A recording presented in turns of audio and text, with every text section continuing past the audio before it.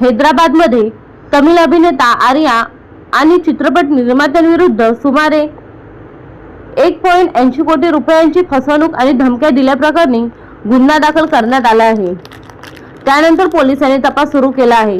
सुप्रसिद्ध आणि लोकप्रिय दाक्षिणात्य अभिनेता आर्या सध्या मोठ्या कायदेशीर अडचणीत सापडला आहे। त्याच्यावर कोट्यवधी रुपयांच्या फसवणुकीचा गंभीर गुन्हा दाखल करण्यात आला असून दाक्षिणात्य चित्रपटांपासून ते त्याच्या चाहत्यांपर्यंत सर्वांनाच धक्का बसला आहे।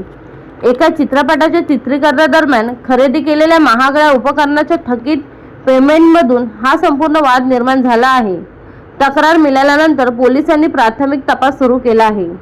या बातमीमुळे चित्रपटसृष्टीत खळबळ उडाली आहे, कारण अभिनेता आर्या एक अत्यंत आदरणीय आणि व्यावसायिक अभिनेता मानला जातो। हा कायदेशीर वाद हैदराबादमधील जुबिली हिल्स पोलीस स्टेशनमध्ये सुरू झाला। कॅमेरे आणि इतर शूटिंग उपकरणे भाड्याने देणाऱ्या एका सुप्रसिद्ध कंपनीने अभिनेता आर्या आणि त्याच्या सहकाऱ्यांविरुद्ध औपचारिक तक्रार दाखल केली आहे।